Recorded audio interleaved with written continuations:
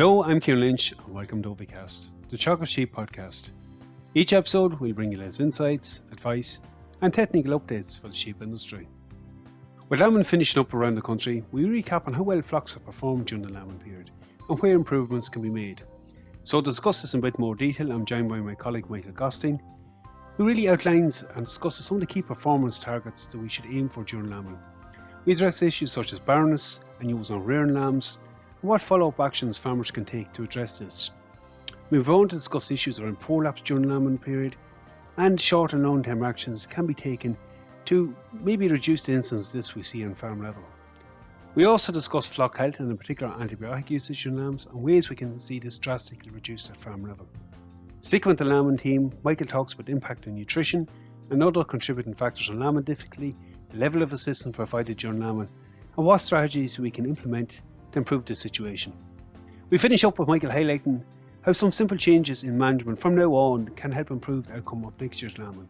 But we start off, however, with Michael outlining why it's important to take stock of how well a flock performed during the lambing period when it's fresh in our minds and complete a simple lambing review. Lambing is finished up on a lot of farms, or finishing up maybe on some of the later lambing or hill flocks at this stage, and I think it's a good time when people are just finished or finishing up to take stock and review what's happened.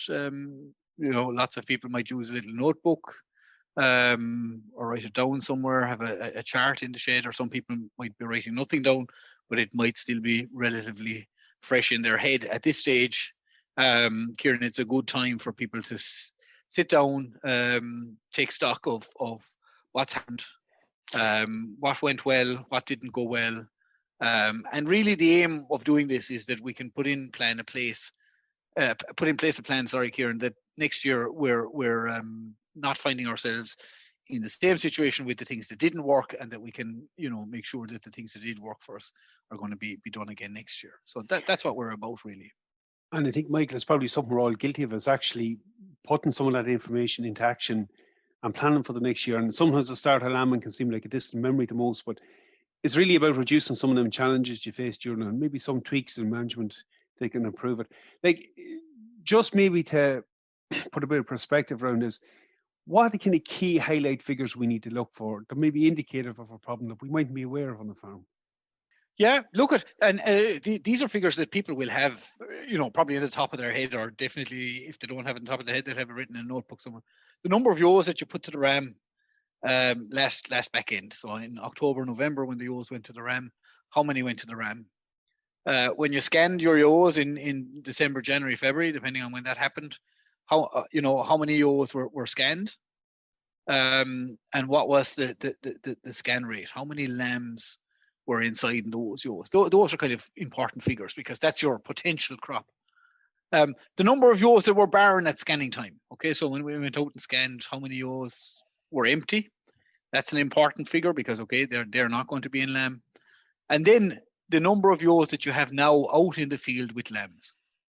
So if you just did a tot there, how many ewes are gone out with lambs, and subtract that from the number of ewes that went to the ram, that's a good figure. See how many of these ewes that went to the ram last October, November are not out with lambs for various different reasons. They were either dry or barren at scanning time, or they were in lamb and lost lambs, aborted, or just didn't lamb down. They lost them at some stage. We didn't even see it happening.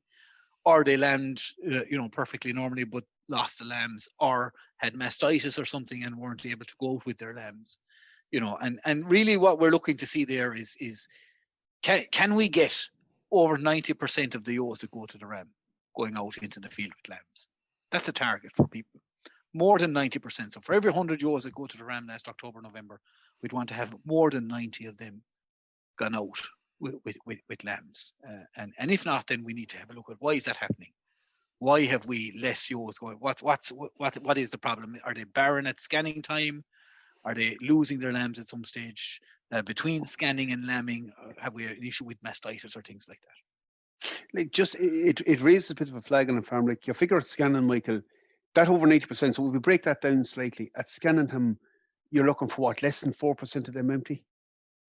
Yeah, so at scanning time, we really want about 96% of the ewes lambing or in lamb, less than 4%, and less of barren ewes really, because these are the ewes that are a big cost in the system. We've carried them for a year; they're not going to produce a lamb for us.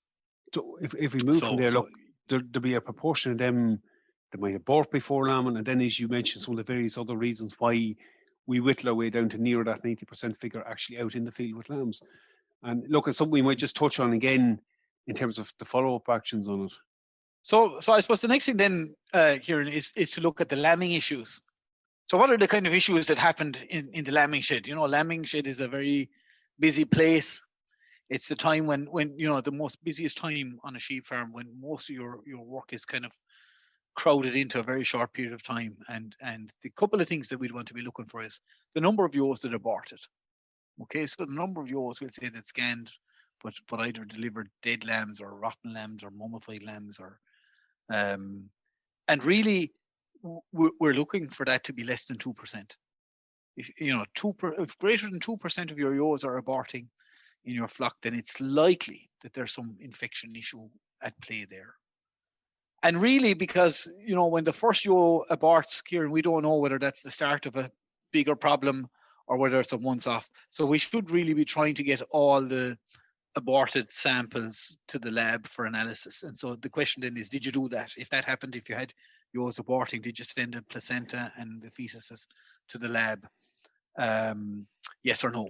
So if you did, then okay, hopefully the lab will come back with a result. We only get a result in about 40-50% of the cases.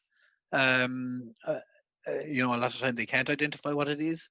And if we didn't send stuff to the lab, then we need to consider doing blood samples, taking blood samples from these ewes. So can we still identify the ewes that aborted?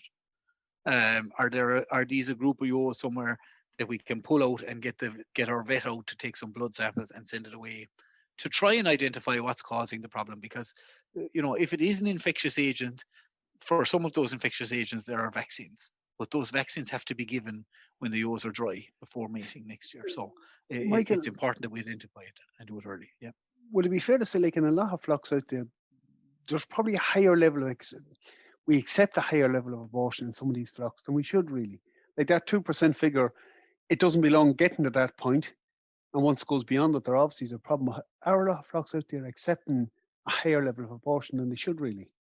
I think they are, Ciarán, and I think what we often see, you and me both, and our colleagues in the advisory side, is somebody who gets hit multiple years. So has a few ewes aborting this year, maybe a few next year, then gets a real bad abortion storm, and then says, God, I need to do something. And at that stage, goes to the lab and says, oh, I've got enzootic abortion, or I've toxoplasmosis, I should have been vaccinating for this. Unfortunately, at that stage, there's 2 or 3 years of hardship gone through. So really, I suppose the purpose of doing this is to identify it early if there's something there and get in and get on top of it.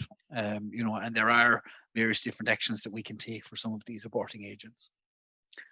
I suppose the other thing then, Ciarán, that we'd see in the lambing shed or in the run-up to lambing is prolapse. And, the percentage of ewes that prolapse. Again, we see a big tolerance for prolapse on a lot of farms where people kind of accept a higher level of prolapse. And what I'd be saying to people is, if you have more than 1 out of every 100 ewes prolapsing, there's an issue on your farm. The 1 in 100, we can say, that's a bad look, or,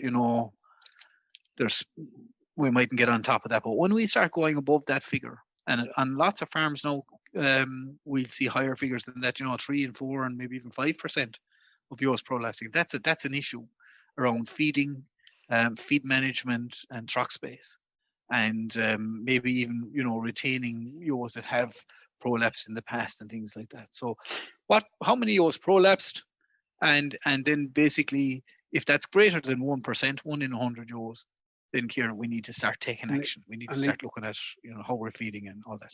Just, Michael, like the immediate action on that one obviously is culling them ewes that have prolapsed and getting them out of the flock. Yep. So for this year, I mean, what's happened has happened, and we're not going to change that. So you just want to be able to identify those, make sure that they don't end up in the breeding flock next year, because they will prolapse again, or are very likely to prolapse again.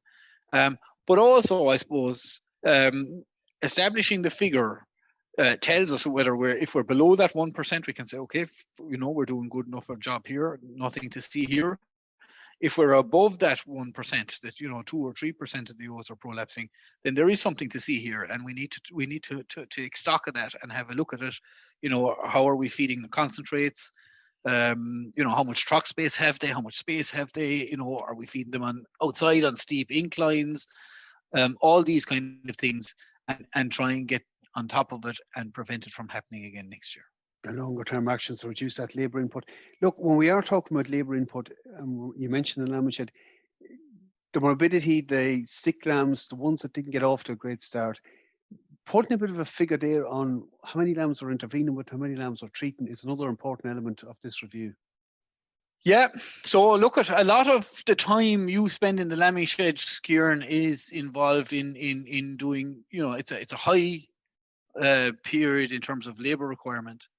And these lambs that need stomach tubing or need to be caught and repeatedly injected, or ewes with big paps or lambs with watery mouth, they take up an awful lot of time spent nursing these sickly lambs, and often with poor results.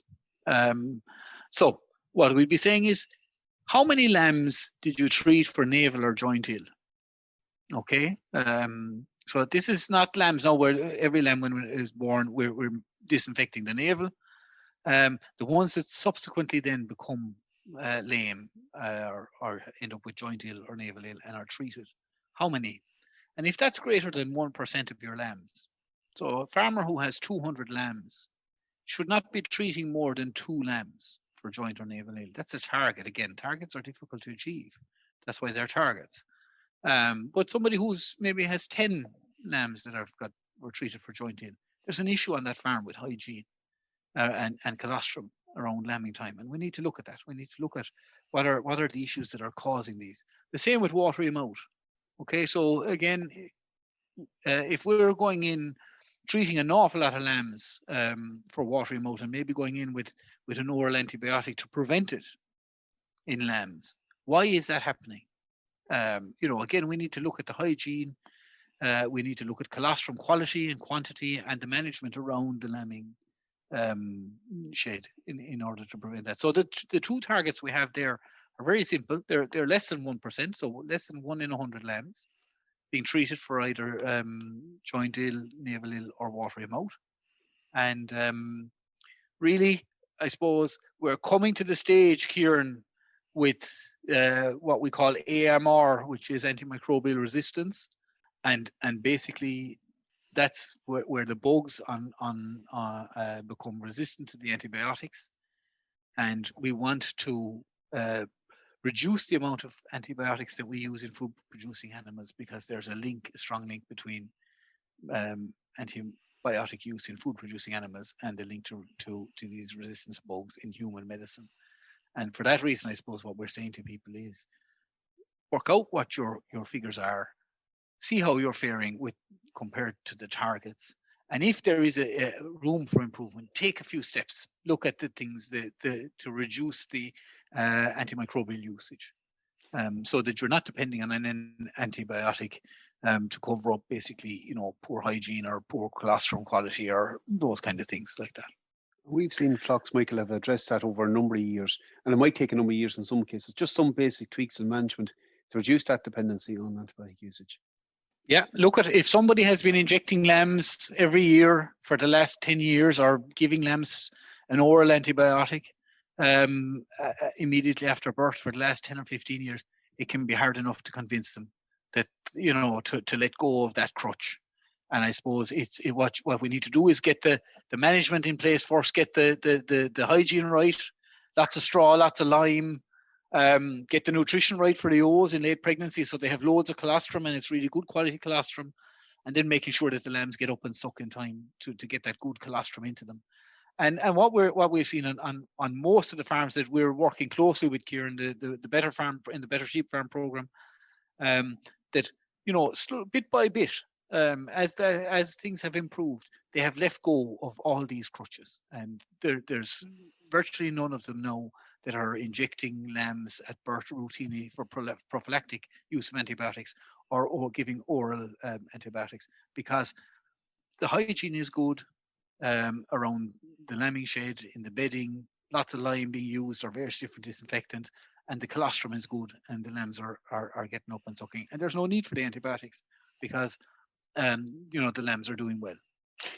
Look, just one other aspect of the lambing that we haven't mentioned yet, but lambing difficulties, level of intervention, level of assistance being provided during lambing. Like, we've seen huge variation out there on commercial farms. From previous studies, we looked at it. What should we be aiming at here? And like, what are the couple of things we need to take note of now to maybe try and change that or reduce that input for the coming year?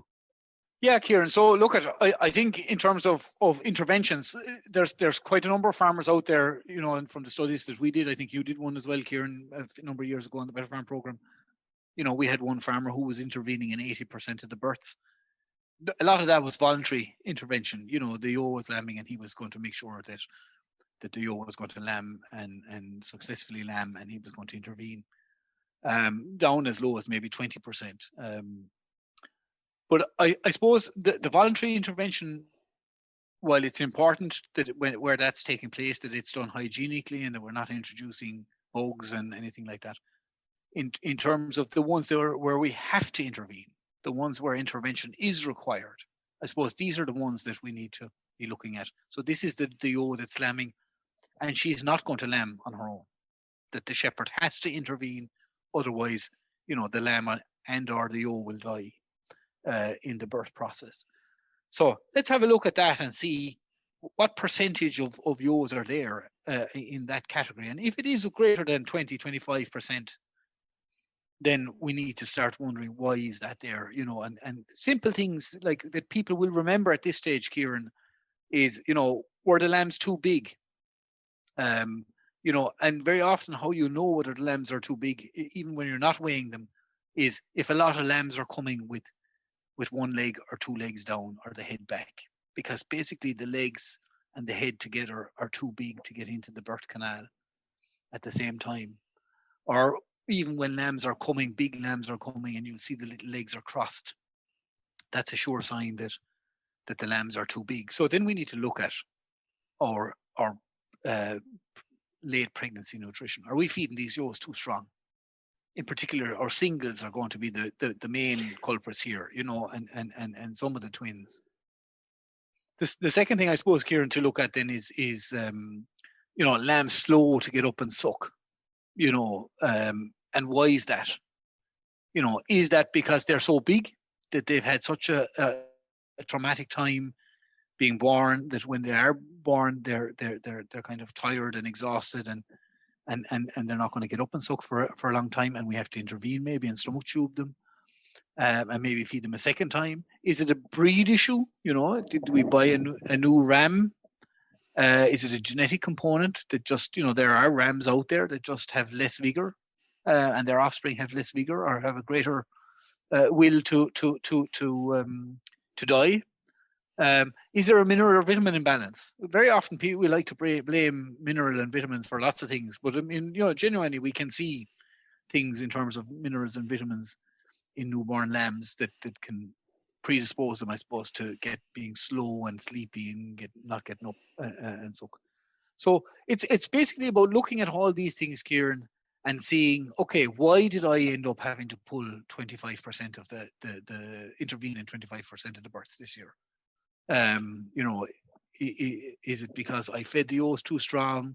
Is it because the lambs were so big and they weren't able to be born naturally, and then they were either injured in the birthing process or were just basically spun out by the time we managed to get them out, and they spent 7 or 8 or 10 hours lying down before they could ever even attempt to stand, and then we ended up having to feed them. So these are the things that we want to try and avoid, because they take up a lot of time and they result in extra mortality. And if we figure out what went wrong, we can take steps next year then, basically to get the nutrition right. If there's a vitamin mineral imbalance there, to get that right. If it's a genetic component, that we had a particular ram that we realized that all of his progeny were very poor and slow, that we get rid of him and replace him with something that hopefully is a little bit better. You know, and that's really what we're about. So the whole idea about, I suppose, what I'm talking about here with you today is, you know, everything is fresh in our mind now. Most people are recently finished, or just finishing up.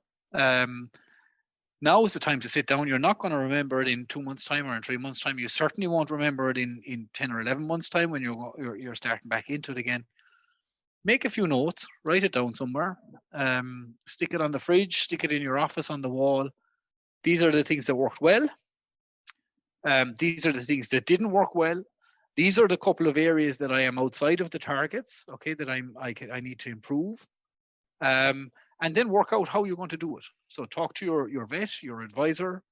You know, there is a reason why some people consistently hit these targets. It's not just down to luck. And there is a reason why people don't hit those targets. And I suppose we can all strive to improve the situation a little bit. And the bonus here for everybody at the end of this is that we end up with more lambs to sell and less work.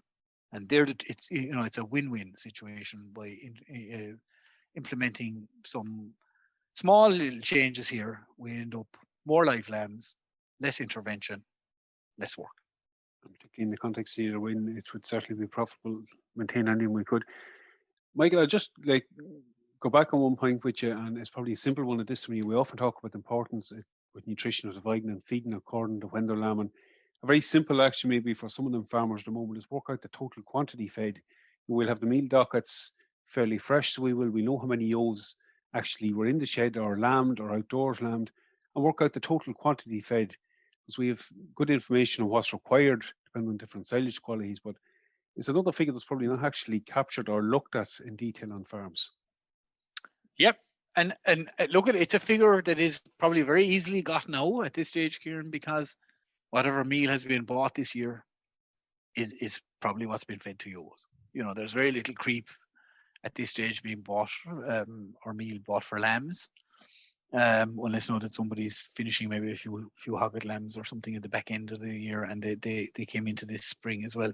But for most people, I suppose, working out how much meal was fed is easy if it's done now. It's probably not that easy if you try to do it next September or October, when you spent the summer buying maybe meal for lambs as well, and it's all mixed in together. So yeah, another simple benchmark they can use. Yeah, look at and I suppose the other thing that comes into that, Ciarán, and it's something that people are going to be doing shortly, in the next month or 6 weeks, is cutting silage, and the quality of the silage you have. If you are feeding an awful lot of meal, then maybe look at your silage quality, because you're propping up poor quality silage, and try and make better silage this year. And there's money to be saved there as well. But look at, I suppose, in the context of lambing review, Ciarán, often we hear people saying, gee, I had a load of prolapse this year, fierce bad luck. A lot of the time, this is not down to luck. There's something that's going wrong here, and it's relatively easy often to fix these things. They're relatively simple things that will fix them. And what I would encourage everybody to do is to take the time, half an hour, to sit down with a pen and paper, write down the few figures off the top of your head. You have them in your head. Write them down. Have a look at how your performance is. Talk to your advisor. Do a lambing review with you. We'll have all the figures, or we've given a lot of the targets here. If you're outside of those targets, look for advice on it. Don't just say, sure, look at them are targets, and sure, I'm not that bad, or what. Look for a bit of advice, because we should be all trying to achieve these targets. And as I said, like, when you achieve those targets, it's really a win-win. It's a win in terms of financial, and it's a win in terms of workload. I think for you as well. The key thing, Michael, is this is a cycle. A lot of actions, whether it be the lab reports now, the vet doing the blood samples on the aborted ewes, the better silage, it all feeds into the next year, and it actually kicks off at this stage. You're planning for next year, so it is a vital task to do at this stage when it is fresh in your memory. Absolutely, yep. Look, it can't be done here unless you have taken notes during the lambing. You're not going to be able to do this in a couple of months' time. You won't remember the figures. You'll be focusing on the coming year. now is the time to do this. People are going to do this. Michael, as always, great getting you on. Thanks for that today. Very useful. I think it's a task that we should try and complete on farms at the moment. Thanks, Ciarán. We're going to wrap things up at this point. Again, it's a timely thing to complete at the moment. We're looking at some very simple changes you can make in your flock, whether it's vaccination, whether it's improving the silage quality we produce, so maybe changing around some of the design of our shed for the following year. Just help reduce some of that import of labour, improve our lamb survival, and again, it has a big impact on our overall profitability. So it's a simple process, again, one we should be completing at the moment. If you want more assistance, well, again, it's something to contact your local Teagasc advisor, and he'll bring you through how to attain some of them key targets that Michael had discussed. That's it for me for this episode. Again, for any updates from our sheep program, keep an eye on our Twitter page at Teagasc Sheep. I'm Ciarán Lynch. Thanks for joining us. Don't forget to subscribe, and you can listen in to any of our episodes.